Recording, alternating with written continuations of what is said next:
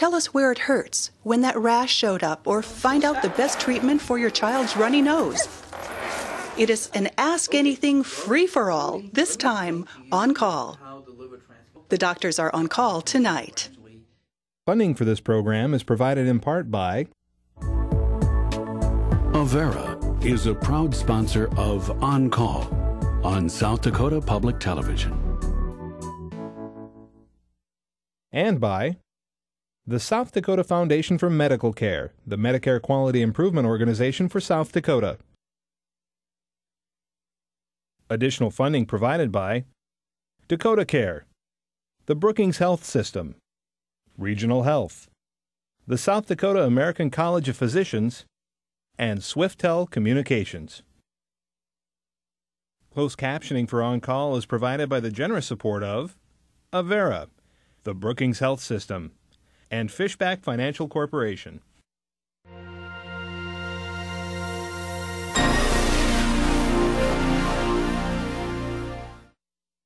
There's the valve. All of them together. And which was healthier, the yogurt and the bagel? All right, I'm going to start by measuring the size of it. You could also add grilled chicken to this recipe. Blow hard, blow, keep pushing. Just your head. Pull red handle to open bag.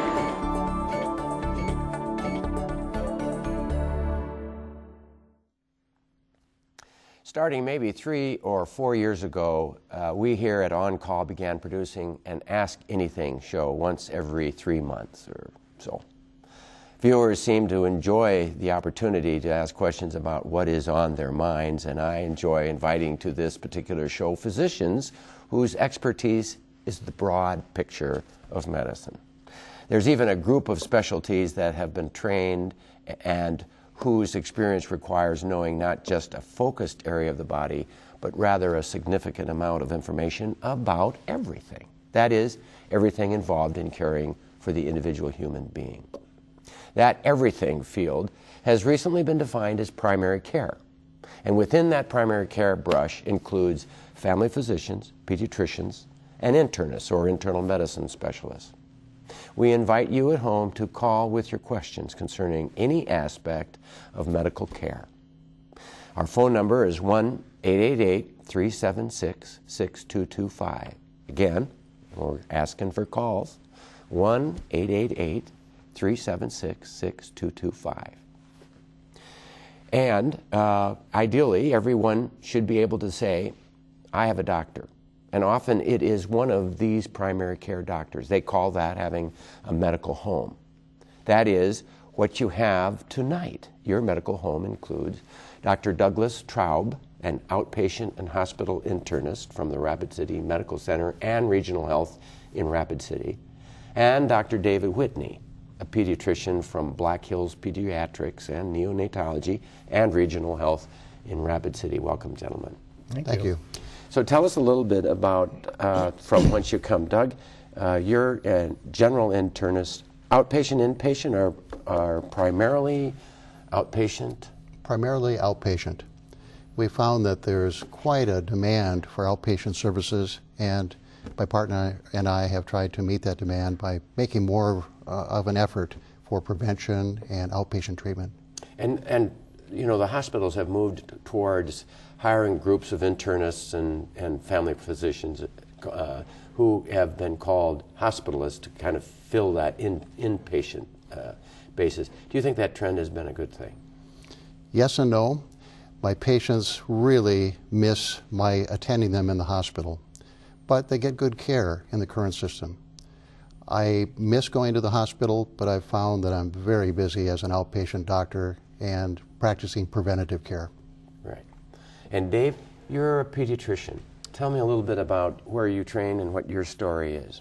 Well, I trained at the University of Arizona for my pediatric residency. I went to USD for medical school. Doug and I both went to Augustana College, so we'll put in a plug for Augie here on the SDSU home field, and came back to Rapid City to practice pediatrics, and I've been there Just a little over 17 and a half years. So do you do just outpatient pediatrics, or do you do some inpatient? No, we do. Our group does both inpatient and outpatient pediatrics. And what percentage of your practice is inpatient? Inpatient, probably 10 to 20%, depending on the day. So good. Well, you know, we're going to ask that group of people out there watching to see if they can stump the stars. I mean, is there something a question that you can ask that we don't have an answer? But we already have a good number of questions. From Winter, I have recently been diagnosed with reflux and was started on omeprazole. The warning on the box says not to take more than 14 days. I feel better on the medicine. Should I quit taking it, Doug? This is a common juxtaposition of efficacy of the medication and warnings. All medicines have warnings. It's been said that if aspirin came on the market at the current time, it'd never make it. Too many warnings. In this case, the warning does say in most cases only under a physician's supervision. If your doctor prescribed the omeprazole and it's working, please follow the doctor's instructions and continue it. Now, there's a lot of said about the fact that one study showed people who didn't need omeprazole were put on it, and then after 3 months they were taken off of it and they had reflux acidity as a result, or they had a rebound acidity as a result of coming off the omeprazole. So I think there's certainly some concern that we have about long-term omeprazole. How would you couch that particular argument? It's not only the length of time that we use omeprazole to treat some of our patients, but it's also the interactions that we see with some of the other medications that have become very, very concerning to us recently. So we're really tuned in to the potential for ill results or harm, particularly with interactions with other medicines. But we also feel that if your symptoms come back off the medication, it's important to continue it. Reflux esophagitis can be a very serious disease, leading to obstruction, stricture. So it's important to prevent those things. Yeah, even cancer. Mm-hmm. So it's one of those double-edged swords. There are side effects, but boy, it can really make a difference for some people. True. I would say as needed, though, I go to the Zantac because it's faster. I mean, the over-the-counter ranitidine because it's faster. Do you use ranitidine and omeprazole in the kids? I use more ranitidine, especially in younger kids for reflux, just because I think it's a safer medication. It's been around for a long time. There's a generic available, so it's relatively cheap. I don't treat near as much reflux as you or Doug, but we take care of a fair amount of people. Yeah, more probably in infants and young children. So I would stick, if it's making a huge difference and she's feeling a lot better on it, I would stay on it, wouldn't you, Doug? Amen. I agree. Yep. From Beersford, how do you tell a sinus infection from the common cold? Dave? Well, the symptoms are often the same. I think the most important aspect is the length of the illness. If you're getting more than 2 weeks out and not getting better, or certainly getting worse, then I think that would be more indicative of a true sinusitis. Somebody with 3 or 4 days of a runny nose and cough, regardless of the color of the nasal drainage, which seems to be a primary concern in many people, really doesn't matter. That's probably just a regular common cold, and it'll go away in 10 to 14 days. Yeah, runny nose doesn't mean sinusitis, though. I mean, it's packed sinuses that are painful and persists, and there's pus, and there's fever, and it's longer than the, anything to add? 2 things. Our friends in ENT have told us that 85% of viral colds actually have involvement of the sinus cavities. So when you say, geez, I must have sinusitis because it hurts over my sinuses, it could still be a viral cold. The other point to make is there are 2 very important symptoms to watch for in deciding whether or not to treat a sinusitis with antibiotics, and that is high fever and facial pain. If you have those 2 symptoms, even if it started out as a cold, that might be a reason to go in and be checked just to see if something is changing. Right. Rapid City, your home ground here, osteoporosis, broken bone in the back, but scans showed no issue. Why wouldn't the DEXI scan showed no issue? Why wouldn't the problem show up? So osteoporosis, broken bone in the back, Dexy was normal. Comment? Be happy to take that one, Dave. I'll leave that one to you. Yeah. Thank you. I think the key word there is DEXA scan tries to establish risk. It doesn't diagnose what's going to happen in the future. It doesn't tell you what happened when you fell. By definition, if you fall from a standing height and fracture your back, your hip, that's osteoporosis. That makes the diagnosis. DEXA scans can estimate your risk for fracture, but they don't tell you for sure what's going to happen. We try to judge what your risk for fracture is by the DEXA scan, but it's not perfect. Okay. Breathing is one of those things that we can take for granted until, for one of a number of reasons, we have difficulty taking a breath. From anxiety to asthma, there are many attacks on our respiratory system. The number one thing that people experience shortness of breath with is anxiety. People who have panic attacks, they feel like they can't catch a full breath. They start to breathe fast but shallow breaths, so they're not getting a full breath of air.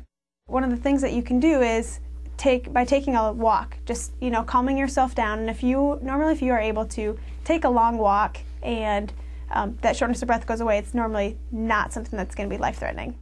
Another big one I think too would be asthma.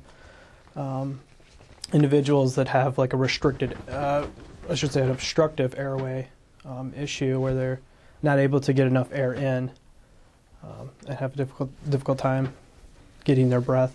You can have a lifelong asthma that's diagnosed early in life and continues with you, and then there's also individuals that do have acute attacks of asthma. Pneumonia is another common diagnosis that people might experience. Most of the time people think that the pneumonia is just a cold that won't go away and that it continues to persist and can develop into a pneumonia. So if someone who is experiencing shortness of breath also might have other cold symptoms, they might feel tightness or pressure in their chest, they might be coughing up phlegm and have excessive mucus, they might have a fever or chills. That is something that normally would prompt you to seek medical care, whether it's calling your doctor or making an appointment. Most of the time it's bacterial, so they can give you an antibiotic and it would normally get better at that point. There are different kinds of pneumonia too. It can be a viral pneumonia, which antibiotics would not help. It can also be a fungal pneumonia, which is, it's considered a pneumonia, but if antibiotics aren't helping at that point, you would think of atypicals, which would be your fungus or different, bacteria that are resistant to the antibiotic.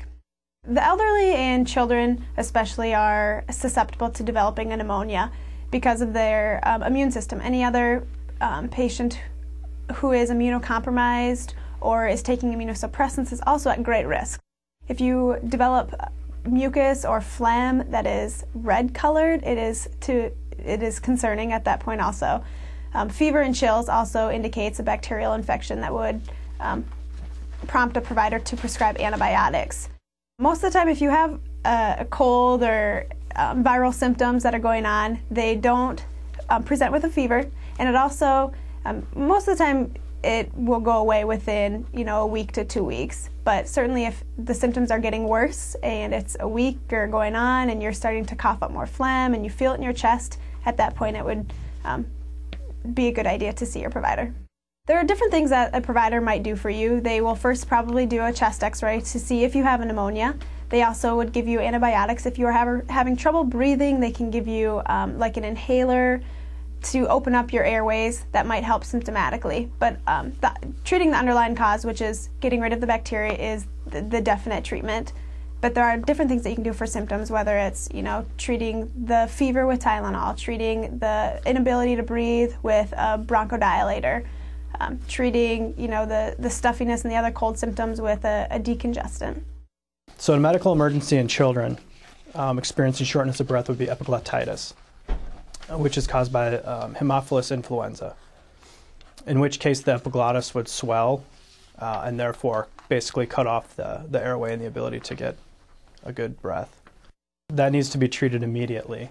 I mean, as soon as that child comes in and you notice some of the signs and symptoms of it with what they say is they sit in a tripod position, drooling. They call it a hot potato voice, kind of like a muffled voice, which needs to be treated immediately.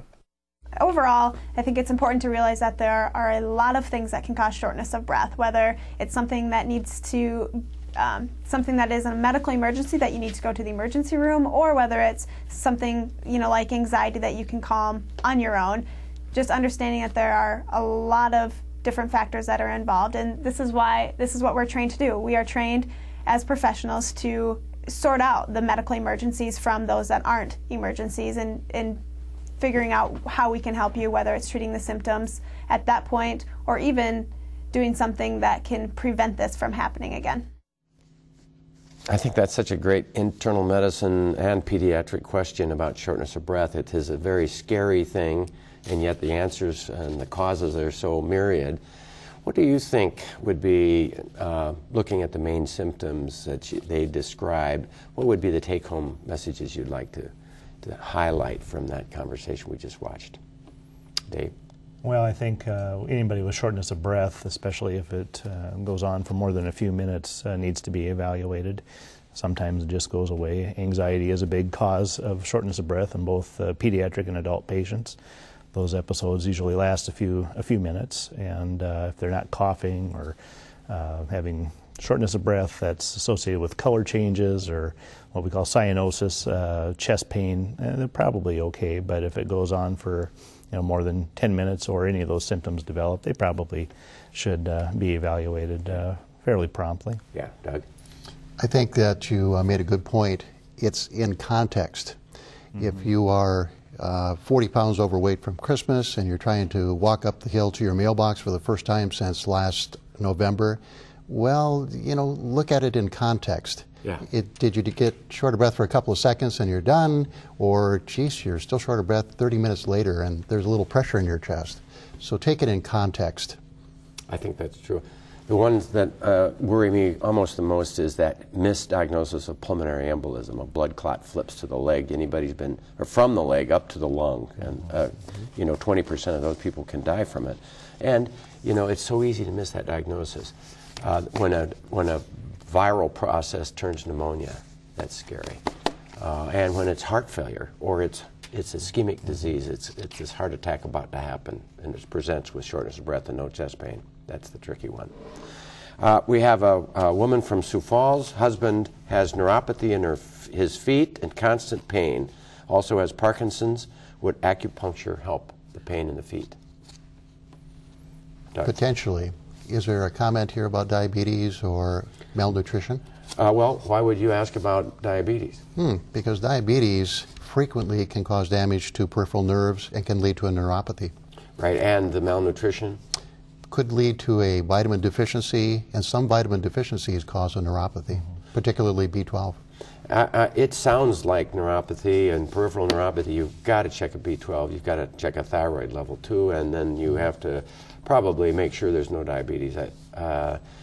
Could there be something with Parkinson's? Parkinson's carries a lot of problems, but I don't remember neuropathy as one specific cause, except to say that they get Shy-Drager's kind of a neuropathy where they pass out when they stand up quickly, orthostatic. Dave, any additional comments? No, not about Parkinson's. You don't see or peripheral neuropathy. That's an old guy's disease, isn't it? But Rick, I have a new world cause for neuropathy. What's that? People are eating more sushi all the time. And remember that sushi typically is a large ocean fish like a tuna fish or something like that, which can ingest mercury, which can lead to you getting too much mercury in your blood system. That is a cause of neuropathy that should be thought of, particularly if you take a diet history and, yes, I love sushi, I eat it 3 times a week. Yeah. Then you should check a mercury level. Heavy metal poisoning, that's a great point. Lead poisoning can do the same thing. Correct. And of course, I love that idea of watching out the danger in fish. Well made. Here is a woman from Sioux Falls, taken many medicines, has osteoarthritis for 10 years now. Are there new therapies or treatments she can try for osteoarthritis? That's a tough one. Doug, we're going to ask you again. This is not a pediatric question. I was going to say acupuncture. No, that was the last question, Dave. Yeah, we need to go back to acupuncture. But have you talked about acupuncture, by the way, for the treatment of anything? I have. I've prescribed it for smoking cessation. I've prescribed it for neuropathies. I've had some results, some mixed results. So yes, it has a place to play in some patients. Worth a try. I think so. Okay, how about it for osteoarthritis? A little less experience there, but I do want to answer the question, is there anything new?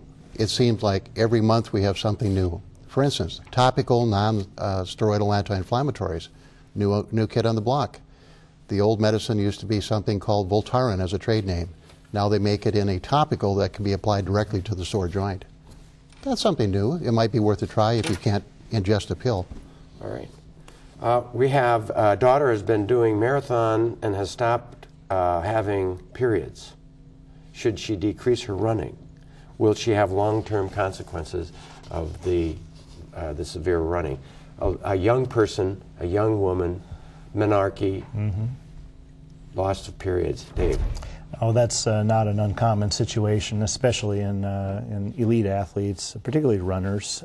Distance runners have that. Most of the time, it will not lead to any long-term consequences as far as reproduction or.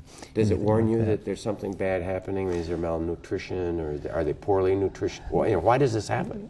Not necessarily. Does it mean there's malnutrition? It could mean that they are not eating properly. If they're worried about their weight, most of these distance runners, girls in particular, are very diet conscious and run incredible distances in training, and then of course in the meets, and they can have a myriad of health problems, shin splints, sore hips, knees, back even sometimes. But in general, they do fairly well unless they really take it too far and don't eat properly for all the energy they expend.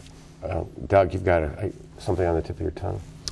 Not necessarily, other than I think just the nutritional state is the important part. And there is a tendency in some running circles to use some fad diets that aren't necessarily safe. They aren't balanced is what the problem is. Yeah. And then when your body fat gets to be under 13, that's a little bit low. Yeah. And I think that there is also this syndrome of anorexia that can sometimes blend into runners, and then of course anorectics, there's a danger there. Any comment about anorexia nervosa? And explain it. Well, I think with anorexia, that's really more of a body image disorder that falls under more of a psychiatric umbrella than somebody who is just not having periods because they're training or running a lot. I don't see a lot of crossover, at least in my experience. Okay. That's not something I worry about. A lot of times the kids with anorexia usually are not anorexic because they're training. They just feel that they are overweight and don't want to eat. If I interpret you right, you're saying not a big deal. Don't worry about it. This is part of her training. Just be mindful of excessive weight loss and overdoing things and maybe some psych issues. Just see how they are. Am I right on that? I couldn't have said it better myself. All right. A call from Sioux Falls.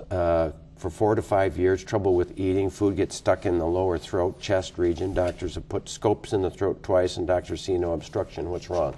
Food's getting stuck on the way down. My first impulse would be to question whether or not there is some muscle spasm in the esophagus. If this happens with extremely warm or extremely cold foods, that can initiate muscle spasm and can cause even a condition called nutcracker's esophagus, where the muscle spasm is so tight that nothing will pass. And what is the cause of this? Is it the presbyesophagus of the elderly you're talking about? Not always. It can happen in young people too. It's just that they have a little more sensitivity in their esophagus to temperature changes. So that can lead to the spasm. All right. So it depends upon the temperature in some cases. I think that the fact that when people have trouble swallowing, or particularly if it's solids that doesn't want to go through, but the liquids does, that's a warning for cancer, and it really needs that scope. And the fact that this person's had 2 scopes is very reassuring to me, and that it's more likely, as you say, a muscle spasm thing, maybe presbyesophagus, which by definition means old esophagus, and sometimes that nice little toothpaste tube's peristalsis is not as coordinated. There's another caveat to warn people about too. When it quits hurting, when the heartburn stops and food won't pass, that's when you need to have something done quickly, because it could be an obstruction or a tumor. All right, so esophageal reflux that you've had all your life and now it doesn't hurt anymore, get in and be seen. All right, any other comments, Dave? No. Okay. Someone from, let's see, Brookings, woman, would Zyrtec or antihistamines make mucus more thick? Dave, do you use a lot of Zyrtec and antihistamines for people with excessive mucus?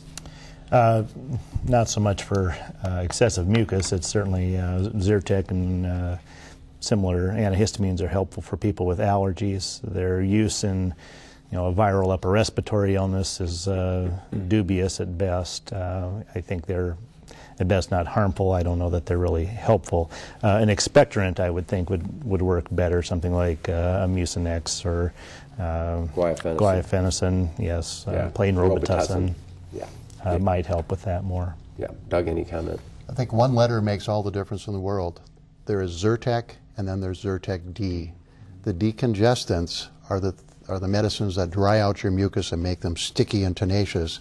The Zyrtec by itself usually doesn't do that. It's more of an anti-allergy medicine. Right, and if you have an allergy component, it can help. It's not nearly as good as the steroid nasal sprays if you've got an allergy. I don't prescribe the D. And I've had on my show here, this show multiple times, ears, nose, and throat people and other people who say, oh, well, use it all the time, prescribe it all the time. So there's some people who like it. I don't like it. I mean, that's the component, the decongestant component, which is what they use to make methamphetamine many times. So I don't prescribe it much. Comment? Watch it in asthma. Asthma patients have difficulty clearing their secretions. If you make them more tenacious, that's not a good thing. Not a good thing. No decongestants is what I tell my asthmatics. And the antihistamines will have that caveat usually in the fine print too, as it can worsen asthma. Certainly the D, though, is the worst part. I agree. Question, Sioux Falls. Oh, asked that one. Woman had hysterectomy to stop postmenopausal syndrome. Kept diary for endocrinologist, took antidepressants and couldn't go on progesterone. PMS. How does it affect people? She had an experience and has tried committing suicide. This has been a tough time for her. PMS. We're three guys in this room right now, but we've dealt with people who have really had significant symptoms. Doug, any words of wisdom for this woman? Three of us here and not an obstetrician to be found. And not a female around either. Actually, PMS should be taken seriously. Its symptoms can be universal. They can affect many systems in the body. They can affect your cognition. I have had patients of mine come in and say, I just can't think anymore. What's wrong with me? And so it can affect many different systems. Antidepressants are not a bad way to go. They take a little while to work, but I think they can be quite helpful. That's where I go. Of course, there is the whole SSRIs that might reduce sexual drive, but the effects are thought not to be as anti-sexual as the others. And the Wellbutrin is another option that you could try, which helps people with the sweats as well. I've heard also for people who have PMS and have trouble sleeping that they use anti-seizure medicine, gabapentin, and they'll suggest 1 or 2 gabapentin at night, 300 to 600 gabapentin a night. Dave, this is not your territory. No, generally not. Okay, so I'm not ignoring you. No, that's fine. Okay. You can ignore me. Okay. And we have one question from Sioux Falls. Carbolevodopa, is that still effective in treating Parkinson's disease? I'll take that one on. All right. Yes, it is. It's actually the generic name for another medicine called Sinemet, and it's most helpful for the tremor in Parkinson's. There are other symptoms of Parkinson's that don't respond well to medications. The shuffling, the slowness in movement, those things aren't helped as much. But if tremor is a component of the symptoms, the carbidopa levodopa may be a good thing to try. Yeah,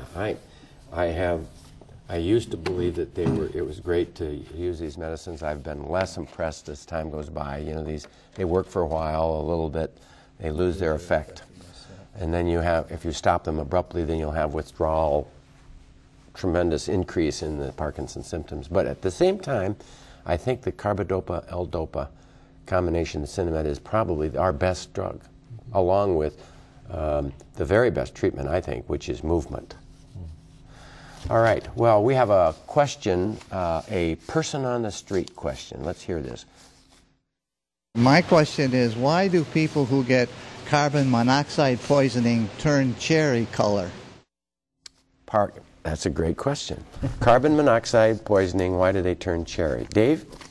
Well, it has to do with the carbon monoxide molecule displacing the oxygen from the hemoglobin molecule, so they're unable to carry oxygen, and thus they'll get a very ruddy appearance. The blood is often that way as well. Doug? Great time of year to talk about this subject.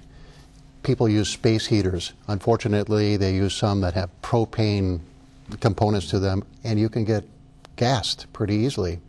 There are other symptoms to watch for, though, too, that are important. They include headache, they include lethargy, they include disturbed sleep, and all of these should kind of make you think of carbon dioxide poisoning, especially if there's been a heater used or a new gas heater placed, gas water heater, for instance. Well, and your heater may be in the basement, you know, may be not being vented correctly, and the carbon monoxide might be going up there, and you're constantly being slightly carbon monoxide poisoned, or then big-time carbon monoxide poisoned. I think the redness has to do with the color of the carbon monoxide combining with hemoglobin. It gives this red color, even though it's not carrying oxygen. It gives this very cherry red color. We have another question, man on the street. We sure appreciate these. Thank you for that great question. How do I help a sore throat if I get one? Dave, let's talk about a sore throat. Well, the first thing we'll tell you to do is drink more, push the fluids. That'll help rehydrate those irritated mucous membranes in the back of the throat. Certainly acetaminophen and ibuprofen products are helpful as well. Some people say cold things feel good on a sore throat. I think warm things feel better personally, and so I'll often recommend a little bit of tea with honey or lemon,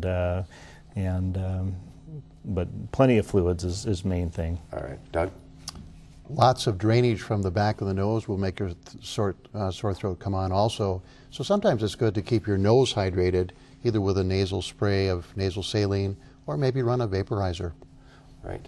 I like the throat lozenges. I would say Hall's Mentholyptus sugar-free cough drops, and suck on them continuously. You're swallowing, you're draining that mucus from the back of the throat.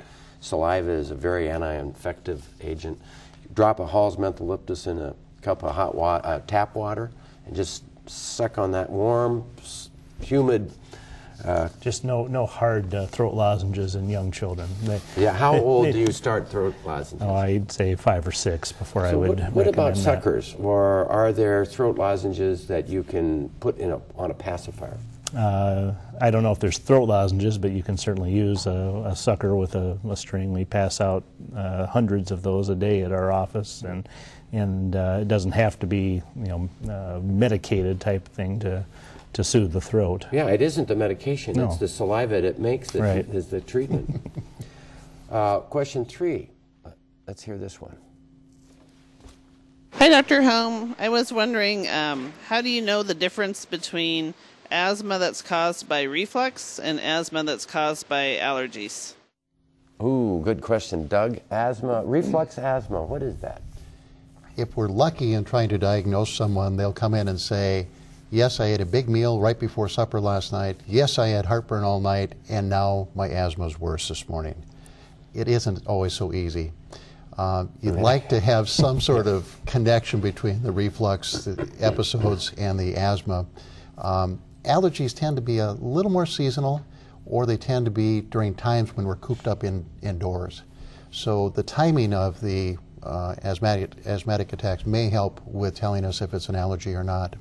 People have reflux, but sometimes they won't have the history of reflux. They just have the asthma. Dave? Subclinical reflux sometimes will cause wheezing, recurrent wheezing. We see that in younger children especially. It doesn't seem to be as big of a problem in older kids or teenagers.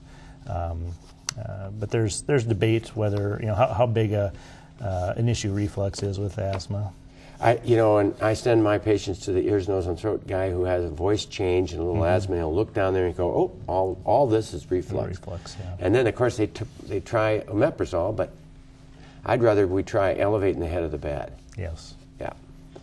Question number 4. With as many riders I have on my insurance, my situation is just if there will be any changes in health care, to go ahead and take care of that. Any comments about healthcare reform? Doug? Bring in the politician. We march to their drum. We do, don't we? We don't have a choice here. You have a comment about the ACA, which is what Obama had got passed, and we're getting into it. Well, it's interesting. It's called a health care bill, but health care is what the patient practices at home by eating well, exercising, and keeping their weight down. Medical care is what we administer to patients that come in to us with illness. This was basically an insurance bill to begin with. So it makes sense. This is a very good question. What's going to happen to us? This is supposed to expand coverage for all folks that need insurance. Well, now there's a question in the Supreme Court. Do we have to have insurance? This bill says you must have insurance or you will be fined or punished somehow. Right. So I think it's still in the mish. We don't know how it's going to turn out. All right. Dave? The big problem, I think, underlying all of this is the actual cost of care, which is reflected in the cost of insurance and co-pays. But, I can speak as someone who sits on a Dakota Care Committee, as do you, that a lot of that increased healthcare costs is not going into a company, whether it's Dakota Care or Blue Cross or whoever. It's going to pay bills, technology, utilization, pharmacy costs. They're all just blowing the budget, and nationally I think that's the same thing that we're seeing. We need to do something pretty radical coming up to stem the cost of it all. And well, it'll be forced on us eventually because we just don't have the money. I guess one comment, and this came to me in this last several months that the discussion is going on. So if we're going to be forced to have rationing, okay, who will do it better? The rationing by the government or rationing by private enterprise that's going to be competing to try to have the best price? And my sense is that I'd rather have the insurance people. I'm not necessarily happy about rationing coming on by politicians. But then I'm not happy about rationing from them. So you can't win on this. Yes. Great question, Steve. Thank you so much. How close are we? Let's take this next question. Hi, Erik. Daryl England. I would like to ask a question. How close are we to finding a cure for the common cold? I understand that we're getting closer, but I'd like to hear your comment. All right. Dave? I haven't heard any breakthroughs in curing the common cold, and I don't expect to in my lifetime. There are just too many different viruses that can combine in different genetic variations to make any prevention or immunization really feasible at this point.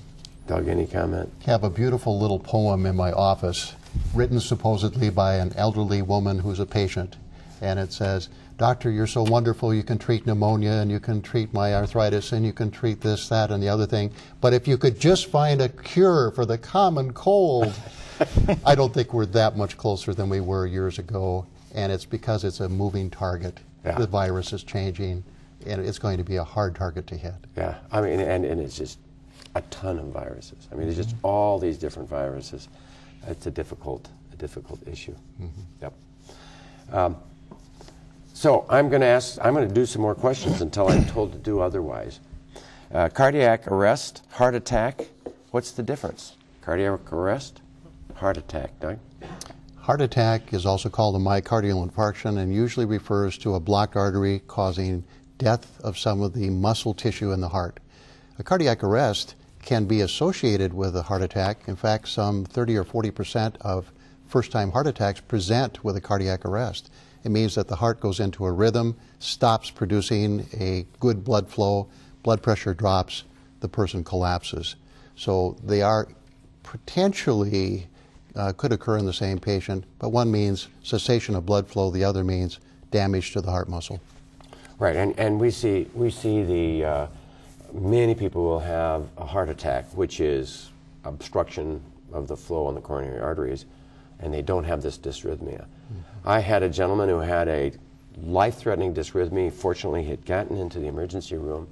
Boom, he was gone. He went into VFib. They were right there. They saw it happen. They cardioverted him, sent him down, got an angiogram, and he had a tiny little heart attack. It wasn't a big heart attack. It wasn't a massive heart attack. It was a tiny little heart attack. It made his heart twitchy and irritable, and that took him out. We have a question from Pierre. Rather than surgery, is chemo or radiation done on skin cancer to cure the cancer? Doug. It depends on the depth of the cancer, the proclivity of the cancer to spread. Some cancers are more likely to spread to internal organs, others are not. So it depends on the type of cancer, the size, the depth, and its location. Some cancers that are located on the face near certain folds are more dangerous, whereas perhaps one on the back of your hand that's a milder type may not be so serious. Yeah. I've had a number of my patients have malignant melanomas. Those can be bad actors, and you just need to remove them. Sometimes you have to do the chemo. That's a big deal. The basal cell cancers, on the other hand, are like, it's just a little thing. We'll scrape it off. You're good. Don't worry about it. We'll see if it comes back. In between, really closer to the basal is a squamous cell cancer that needs to be curetted or excised, very carefully monitored, make sure that it's eliminated.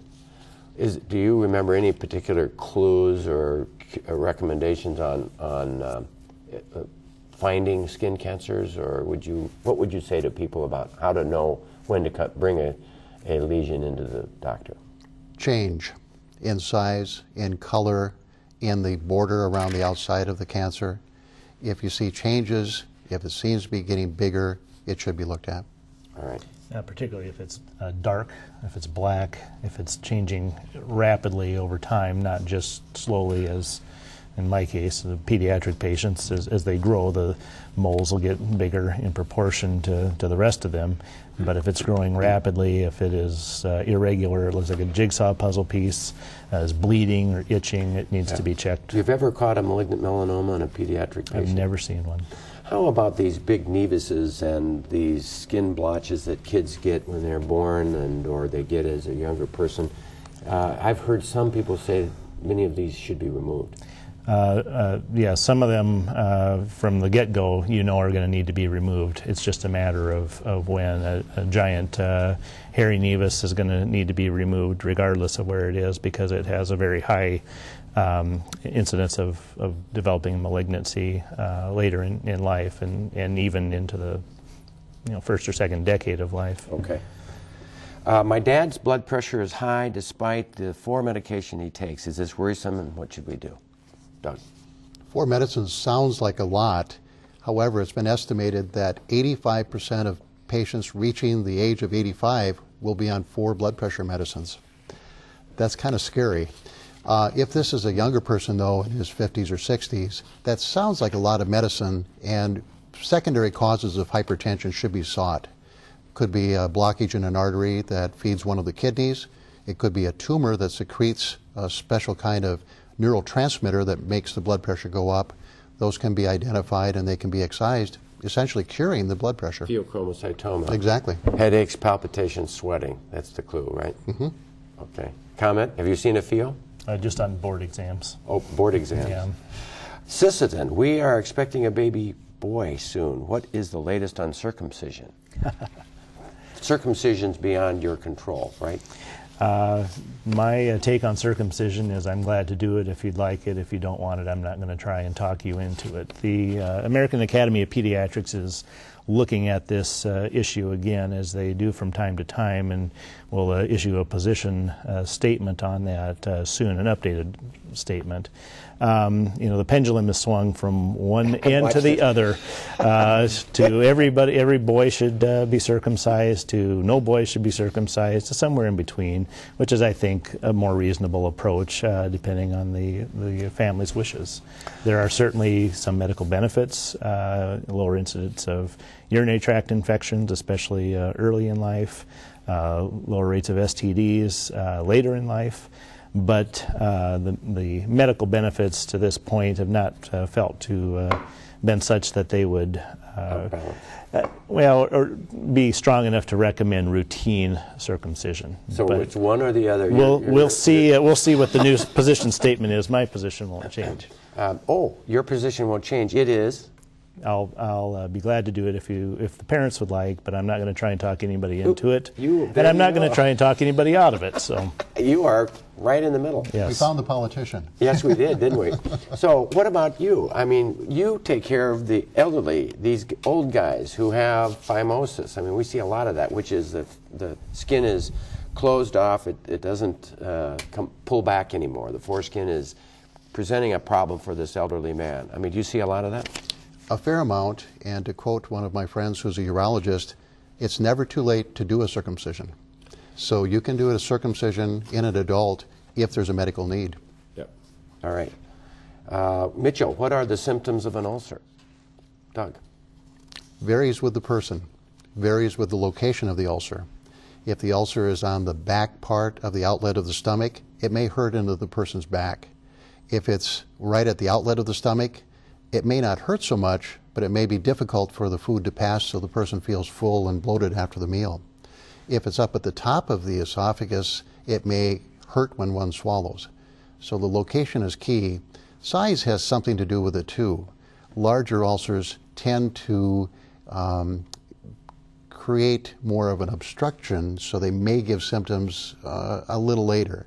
Small ulcers that are right over a nerve bed at the outlet of the stomach can hurt a lot early on. Can you comment about H. pylori and the causes of ulcers? Duodenal, stomach, esophagus, is there a difference? Explain that. H. pylori is something that we saw years ago on gastric biopsies, and we sort of said, boy, that's interesting. Look at all those bacteria. I wonder what they're there for. Well, then research finally led to us finding that it's a type of gastritis that irritates the stomach. The chronic irritation causes the ulcer. And we have seen increasing numbers of patients who have an infection, not just an ulcer. The infection caused the ulcer. We don't typically see H. pylori infections causing esophageal ulcers. And duodenum ulcers are a higher percentage than even stomach, right? Yes. So that's great. Any comments about ulcers in kids? Or? We do see H. pylori in kids. It seems like the more you look for it, the more you find it. The question is, does a positive test correlate with disease? And that's not always the case. Yeah. We see a lot of patients with abdominal pain, often chronic, and waxing and waning. Some of those kids will be positive for H. pylori. We usually treat them, and if it gets better, great. If not, then it may not have actually been the cause of their symptoms. I had a racquetball friend of mine who ended up with gastric lymphoma, which killed him. It just breaks my heart, and it was H. pylori induced, or at least there was an association, and there is an association with gastric lymphoma related to H. pylori. So I'm kind of aggressive. I mean, I found that we're a person of our experience. Yep. And I'm very aggressive on H. pylori. I have a question for Dave. How do you diagnose it in a youngster? What test do you use? There's a blood test that we typically do. The validity of that is up in the air sometimes, but it's the best test that we have other than direct biopsy, which we usually don't do unless the symptoms continue despite treatment. But don't the blood tests stay positive? So it's hard to tell if it's an acute infection or a later on infection? Yes, they can. You would base, if you have a positive test and you treat and it gets better, you can, pat yourself on the back and assume you've cured the patient. If it comes back, then it's a little bit more difficult to ascertain whether that, is come back or if that was truly the cause to begin with. Good questions. I was offered the glorious opportunity to be one of the teachers of a medical ethics course this year at SDSU. And so the semester has begun with 32 eager college students, eyes wide open most of the time, looking to learn. I've discovered once again that it is the teacher who learns the most. Reviewing the literature about the history of ethics, I learned about 3 schools of thinking in Western philosophy. One draws on the ancient Greek teachings of Aristotle, which holds that action starts with virtues, such as charity, honesty, justice. A second school, illustrated by the 18th century German philosopher Immanuel Kant, states that action should come from the human duty to respect other rational beings. A third supports the utilitarian principle that it is the result of action which is most important, and that would be the greatest good for the greatest number. And of course, some of us would say that we learned how to act in Sunday school, or church, or synagogue, or mosque. It is fascinating to learn that almost every human religion has the common teaching of the Golden Rule. Do unto others as you would have done to you. Or as they say in the Far East, don't do to others what you wouldn't want done to you. I heard an ethicist say that it all starts with realizing the sacred value of each individual, seeing everyone as a child of God, whether they be old or young, female or male, smart or not smart, mean or kind, the other guy or me. One day in the clinic, I walked into a patient's room, and as I listened and examined, the patient's anger, frustration, and pain became obvious. I sensed someone in great need, yet I was quite helpless in giving what he wanted, and realized some of his anger was directed my way. Still, I did my best to listen hard, provide the best plan of action, and most important, to care and do no harm. In contrast, the very next patient was this very appreciative woman that I had found her help the previous month and reported steady improvement. Valuing each individual equally is the ethical goal, and yet, I have to confess, very difficult. It is great to talk about all those lofty ethical principles, but it is yet another to live by them. So it is the essay for the week. Any comments? Doug? Sometimes the hardest people to love are those that need your love the most. And so if you approach everybody in that fashion, even if it seems like it's a very difficult thing to get down to their level and try to help them, that's what you have to do. And it's not easy. We run into situations where someone's anger, for instance, in your example, gets in the road of us being able to approach them. But keep trying, and that's our job, is to keep trying, I think. Yeah, if we make a judgment on them, we're not able to take care of them. We're losing our efficacy. I mean, it's easy to take care of the loving, really great. Oh, I love you, doctor. It's easy to take care of them. Dave, I mean, all kids, though, they're nice. Yeah, most of them are, and that's why you like pediatric patients. I say they're the best patients there are. And even if you can't always cure somebody, you can always care for somebody. Okay, we've got a minute. Any comment, take-home message that you'd like to leave? Got a soapbox? Doug? I want to encourage everyone to continue to follow some of the leadership from the South Dakota Medical Foundation. They are here to help be advocates for patients. They are here to help ensure quality, and anything that they seem to touch seems to be well-founded in science, and it's very important information. So if you see the South Dakota Foundation supporting a project or supporting a particular educational effort, please get involved. It's a good thing. I would say that and they're also a sponsor of this television show. Excellent. And for that, we are very appreciative. Dave, any final words? Eat less, do more. Vaccinate your kids, and antibiotics do not cure colds. That closes the book for our show for this evening. I hope we have been able to bring you the answers you sought. I sincerely thank my studio guests, Dr. Douglas Traub, an outpatient internist from Rapid City Medical Center and Regional Health in Rapid City, and Dr. David Whitney, a pediatrician from the Black Hills Pediatrics, Neonatology, and Regional Health in Rapid City. And thank you, our viewers, for watching and calling. Your questions and input do make a difference. Until next time, stay healthy out there, people.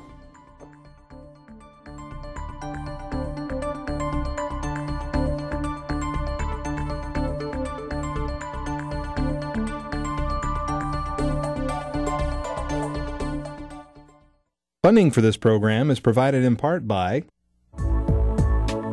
Avera is a proud sponsor of On Call on South Dakota Public Television.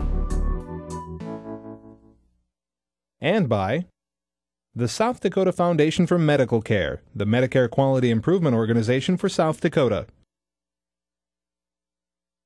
Additional funding provided by Dakota Care, the Brookings Health System, Regional Health, the South Dakota American College of Physicians, and Swiftel Communications. Closed captioning for On Call is provided by the generous support of Avera, the Brookings Health System, and Fishback Financial Corporation.